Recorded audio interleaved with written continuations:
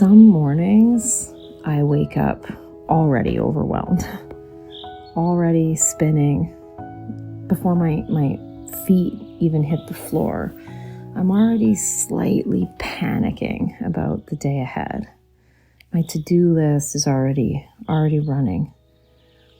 Emails and renovations and checkouts and managing staff and guest arrival and groceries and teenagers and soccer practice.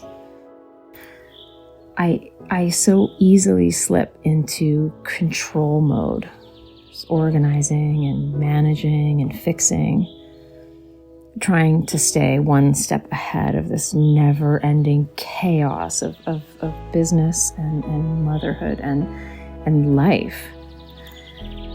And then I step outside and everything is suddenly still. The world hasn't quite woken up yet. The resort is quiet. It's just me and the birds and the dogs and the goats and the chickens. And I let them out one by one. Just this kind of slow, simple rhythm. And there's something about that feels almost sacred. Just being with these creatures, just watching them greet the day with no agenda and no stress and no spiraling thoughts. It really helps to pull me out of my own noise. They're just here, living and existing and rooted in the moment.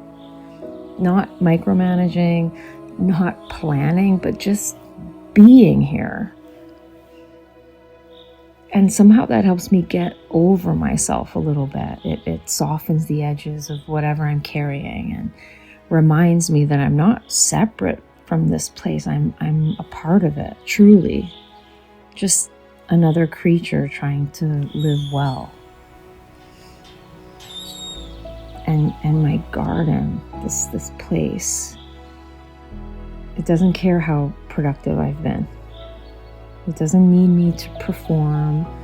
It welcomes me exactly as I am, really messy and unfinished, sometimes tired and hopeful.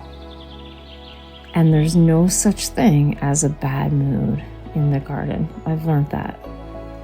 Even when I arrive like tense or scattered, this place always, every single time, pulls me back to center.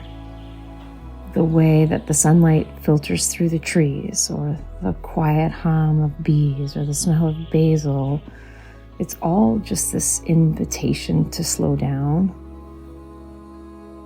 And this is where I remember that I don't have to control everything, and that growth takes time, and that tending to something, even imperfectly, is enough.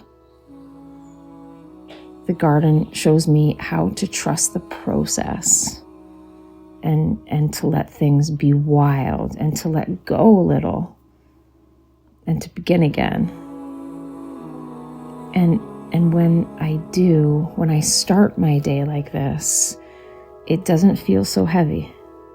It starts slower and it starts softer, and I feel rooted in something tangible and real. And it's just the best.